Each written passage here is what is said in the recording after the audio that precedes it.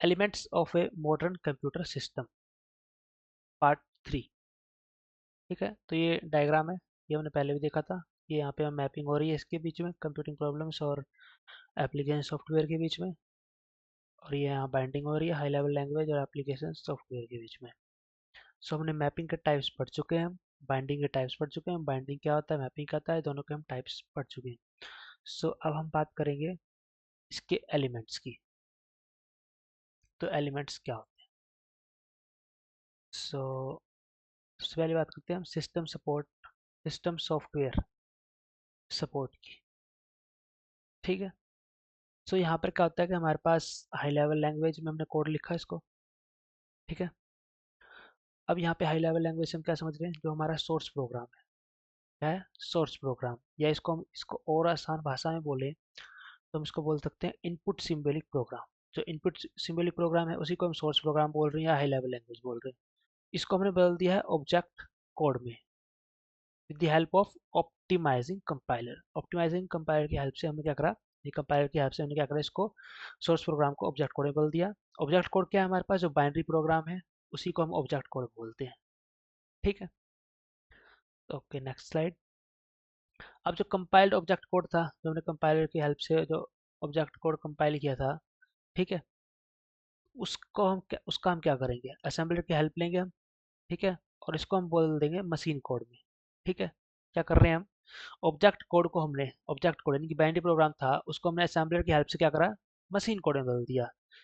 ठीक है, अब मशीन कोड जो है रिकॉग्नाइज हो सकता है किसमें, मशीन हार्डवेयर के द्वारा। कोई भी प्रोग्राम होगा ना उसको हमें मशीन कोड में बदलना पड़ेगा अगर हमें कंप्यूटर को रिकॉग्नाइज करवाना है, तो कंप्यूटर अब उसको पढ़ सके उसके लिए हमें क्या करना पड़ेगा, उसको मशीन कोड में बदलना पड़ेगा असेंबलर की हेल्प से। ठीक है, सो ये लोडर क्या होता है, लोडर हमारा क्या होता है, इनिशिएट करता है प्रोग्राम को through with the help of OS kernel. अब बात आती है ओएस कर्नल क्या होता है।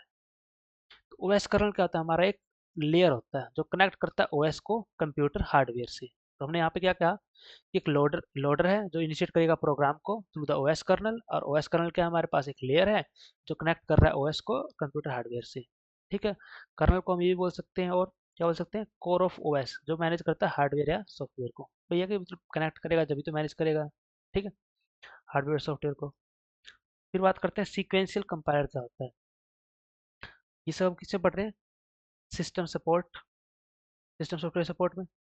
तो हमारे पास सीक्वेंशियल कंपाइलर क्या होता है, सीक्वेंशियल कंपाइलर क्या होता है कि एक सीक्वेंशियल प्रोग्राम को वो क्या करता है, कन्वर्ट करता है ऐसे फॉर्म में, ऐसे फॉर्म में बदलता है कि ताकि हम इसको पैरेललाइज कर सकें, यानी कि पैरेललिज्म इसमें यूज कर सकें ताकि हमारा टास्क जो है वो फास्ट हो सके, क्या हो सके, फास्ट हो सके। सीक्वेंशियल कंपाइलर हमारे को किस में हेल्प करता है, पैरेललिज्म में। ठीक है, या स्पेलिंग गलत लिख रहा हूँ, ठीक है, ये पैरेललिज्म की स्पेलिंग। ओके, तो उसका आता है, अब ये क्या करता है, ये पैरेललिज्म अचीव कैसे होती है, हम करते प्रोग्राम को करते ब्रेक कर देते हैं स्मॉल टास्क में। ठीक है, और वो पैरेलली एग्जीक्यूट होते हैं अलग अलग प्रोसेसर्स में। ठीक है, वो अलग अलग प्रोसेसर्स में पैरेलली क्या होते हैं, एग्जीक्यूट होते हैं। ठीक है, तो ये हुआ सीक्वेंशियल कंपाइलर। इसका एग्जांपल क्या होगा, रीडिंग और राइटिंग डाटा इनटू फाइल। तो ये एक पैरेललिज्म का एग्जांपल होगा, सीक्वेंस, इसमें सीक्वेंशियल कंपाइलर का हम यूज कर सकते हैं।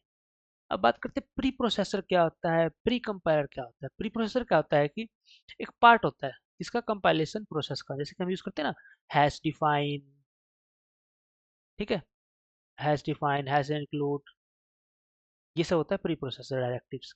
और प्री कंपाइलर, प्री कंपाइलर एक ब्रॉडर ब्रॉडर टर्म है। ठीक है, अब प्री कंपाइलर का एक टूल है हमारे पास, ठीक है, जो प्रोसेस करेगा कोड को बिफोर किस दूसरे कंपाइलर के कोड, मतलब प्रोसेस करने से पहले प्री कंपाइलर उसको क्या करेगा, प्रोसेस करेगा। अब ये सब टर्म हमने क्यों पढ़ी, इसके लिए पढ़ी हमने ये सब टर्म, ताकि मैं यहाँ पर डायरेक्ट बोलूँ तो ऐसा लगे कि ये प्री प्रोसेसर होता क्या है, प्री कंपाइलर होता क्या है।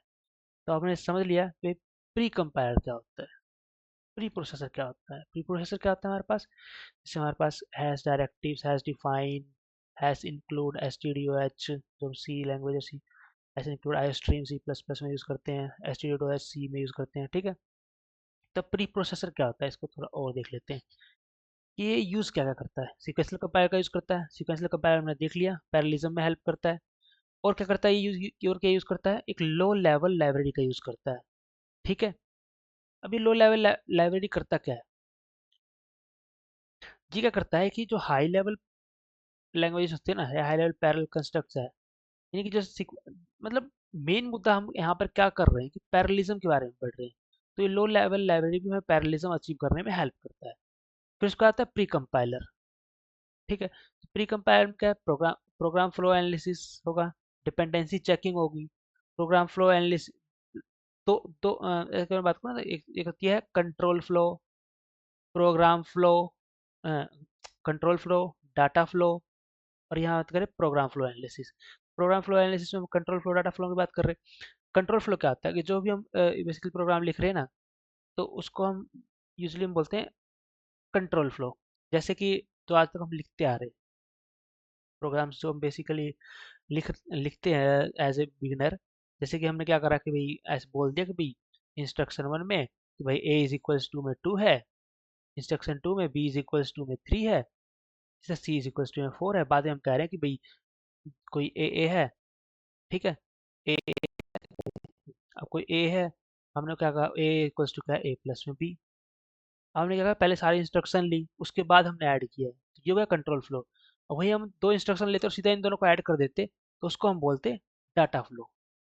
ठीक है, ये था हमारे program flow analysis. Dependency checking, ठीक है, इसमें हम कहेंगे डिपेंड कोई वनरेबिलिटी है, नॉन वनरेबिलिटी को चेक करना, उसको हम बोलते हैं डिपेंडेंसी चेकिंग।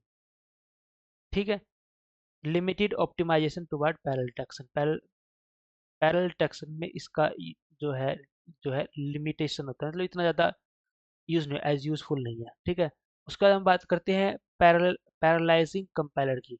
अब पैरेललाइजिंग, इसके तो नाम से पता लग रहा है कि हाँ, ये पैरेललिज्म में हमें हेल्प करेगा। फिर वेक्टराइजिंग कंपाइलर। अब वेक्टराइजिंग क्या होता है, ये सब हम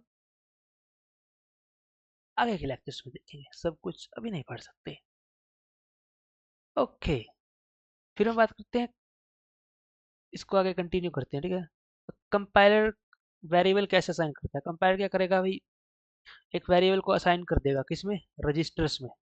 और क्या करेगा, ये रिजर्व कर लेता है फंक्शनल यूनिट फॉर ऑपरेटर्स, किसके अंदर, रजिस्टर्स के अंदर।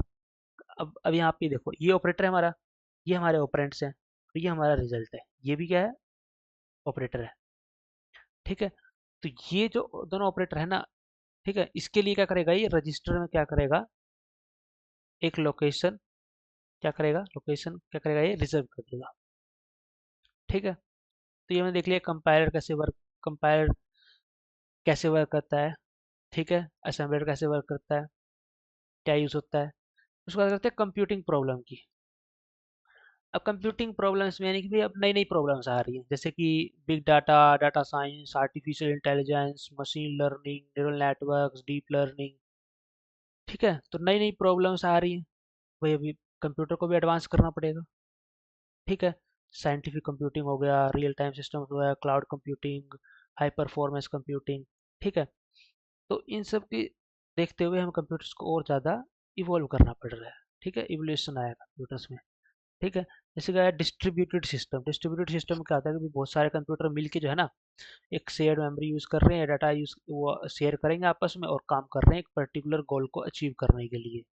ठीक है, वर्चुअलाइजेशन से हम क्या समझ रहे हैं, वर्चुअलाइजेशन में क्या होता है कि जैसे कि हम एक ही कंप्यूटर के अंदर बहुत सारे ओएस को यूज़ करते हैं, तो वर्चुअलाइजेशन का एग्जांपल होता है। या वर्चुअल मशीन्स हो गए, इसमें भी हार्डवेयर पे डिपेंडेंसी नहीं रहती है, किसी भी ओएस के अंदर हम जो है मैक ओएस के भी सॉफ्टवेयर हम उसके अंदर चला सकते हैं, मतलब हार्डवेयर डिपेंडेंसी वहाँ पर ख़त्म हो जाती है। ठीक है, फिर हम उसके बाद बात करते हैं हार्डवेयर की। अब नई नई प्रॉब्लम्स आ रही हैं, एआई आ गया, डाटा साइंस आ गया, तो हार्डवेयर को भी बढ़ाना पड़ेगा, तो हमें एक कोर की जगह मल्टी कोर्स लगा दिए, जीपीयू ले आए, हम टीपीयूज ले आए। ठीक है, हमने सीपीयू को और ज़्यादा स्ट्रॉन्ग बना दिया। ठीक है, अब क्या एप्लीकेशन स्पेसिफिक इंटीग्रेटेड सर्किट्स में पर्टिकुलर एप्लीकेशन के लिए, गेमिंग के लिए अलग पीसी, एआई के लिए अलग पीसी। ठीक है, एफपीजीएस आ गया, मेमोरी हायरार्की हो गया। ठीक है, जैसे कि भाई अब मेमोरी में हायरार्कीज आ गई, भाई रजिस्टर आ गया, कैशे, रैम, कि भाई कैसे का फास्ट एक्सेस चाहिए तो कैसे का यूज़ कर लिया, वोलेटाइल थोड़े टाइम के लिए यूज़ करना है, रैम का यूज़ कर लिया, ठीक है, रजिस्टर्स का यूज़ कर लिया, वेरिएबल स्टोर करने के लिए लॉन्ग टाइम के लिए स्टोर करना है तो भाई एसएसडीज का यूज़ कर लिया या एचडीडीज का यूज़ कर लिया, सॉलिड स्टेट ड्राइव, ठीक है, या HDDs hard disk drive. Quantum quantum computing hardware, आजकल क्वांटम कंप्यूटिंग का बहुत ज़्यादा ट्रेंड चल रहा है, ठीक है। तो भाई क्वांटम कंप्यूटिंग आ गया कि जैसे जैसे नीड बढ़ती जा रही है हम इन चीज़ों को भी हार्डवेयर को बढ़ाते जा रहे हैं हम, ठीक है।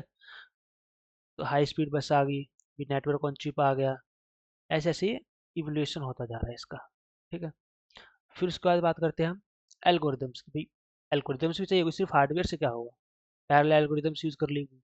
हमारे पास जैसे कि मल्टी कोर्स है, मल्टी कोर सिस्टम को हम कैसे यूज़ करते हैं कि भाई अलग अलग कोर हमने टास्क को तोड़ दिया अलग अलग, और उसको हम अलग अलग प्रोसेस में वर्क कर रहे हैं, काम करवा रहे हैं इंडिपेंडेंटली।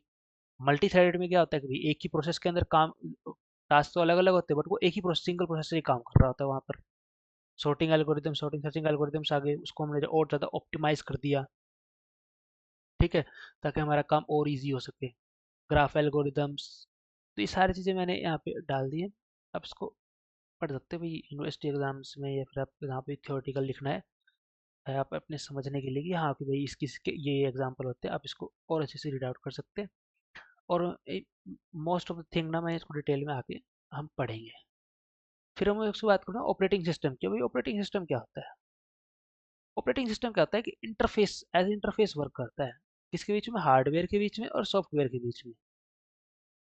ये हार्डवेयर सॉफ्टवेयर क्या होता है भाई हमको तो नहीं पता, तो हम इसको थोड़ा और आसान कर लेते हैं कि भाई एक पंखा है हमारे पास, ये हमारा स्विच है, क्या है, पंखा है, और ये क्या है हमारे पास, स्विच है। अब भाई तो कॉमन मैन है, पंखा चलाए, पंखा को ऑन करना है, वो इसने स्विच को ऑन कर दिया। अब ये स्विच ना हो तो पंखा तो ऑन कर ही नहीं पाएगा वही सामान्य आदमी, तो उसके तो बस की बात नहीं कि दो तारों को जोड़ो तो डर लगता है। तो इसलिए हमने क्या करा, स्विच को इंट्रोड्यूस किया। उसी तरह भाई जिसको कोडिंग थोड़ी आती है, तो हम क्या करते हैं आजकल, हमने क्या करा कि भाई ओएस को हमने इंट्रोड्यूस किया, जीयूआई बेस्ड ओएस, ठीक है। और इसमें जो भी हमारा विंडोज़ है भाई पॉपुलर किस लिए है, जीयूआई की वजह से है। बहुत ज़्यादा इजीली क्या कर सकता है, हमारा जो कॉमन मास है उसको इसके साथ इंटरेक्ट कर सकता है, किसके साथ, कंप्यूटर के साथ, ठीक है। अब इसमें क्या क्या टेक्नोलॉजीज नई नई आई कि भाई जैसे जैसे डिमांड बढ़ रही है तो हमने क्या करा, प्रोसेस और थ्रेड मैनेजमेंट को ले आए, वर्चुअल मेमोरी को ले आए, file system, input output system.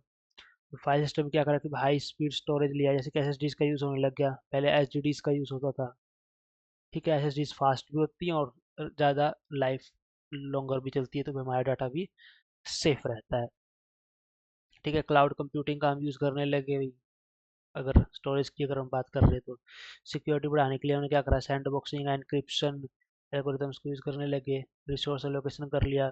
फिर रॉकेट लॉन्च करना है, रियल टाइम ओएस चाहिए, पूरा टाइम प्रिसीजन चाहिए हमें, ठीक है, तो उसके लिए हमें रियल टाइम ओएस आ गया। फिर सिस्टम सॉफ्टवेयर सपोर्ट, अभी हमने इसको समझने वाली चीज़ तो पीछे समझ ली थी, और थियोरटिकल चीज़ें वो देख लो यहाँ पे। ये कंपाइलर आ गया भाई मॉडर्न आर्किटेक्चर्स के लिए, ऑप्टिमाइज करेगा कोड को, ठीक है। तो ये सारी चीज़ें हैं कि library frameworks, virtual machines, containers, middlewares, profiling, debugging, ठीक है। तो आप इन सबको रीड आउट कर लेना। समझाने वाली चीज़ें स्टार्टिंग समझा दी थी, ठीक है।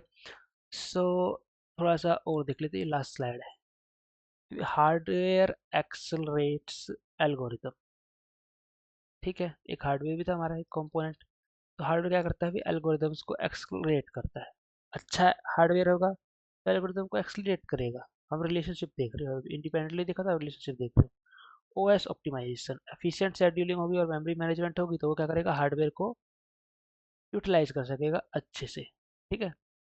एल्गोरिदम और हार्डवेयर को डिज़ाइन, एल्गोरिदम जो है इस तरह से टेलर किया जाता है कि हार्डवेयर के साथ अच्छे से वो वर्क कर सके। मिडलवेयर्स, डिस्ट्रीब्यूटेड सिस्टम्स, ठीक है। डिस्ट्रीब्यूटेड सिस्टम का मैंने बताया कि बहुत सारे कंप्यूटर मिलके जो है हमारे पास एक पर्टिकुलर गोल को अचीव करते हैं, उसमें बहुत सारे वो अपने रिसोर्सेज और जो डाटा है उसको शेयर करते हैं। उस तरह वो जब भी पैरेललिज्म की अगर बात आएगी ना तो बहुत सारे प्रोसेस की बात करते हैं, ठीक है। जैसे कि हमारे पास S I M D, S I S D, जो भी हमने फ्लाइंस क्लासिफिकेशन में पढ़ा था ना, single instruction, single data, single instruction, multiple data, इन ये सारे प्रोसेस काफ़ी क्रूशियल हो जाते हैं।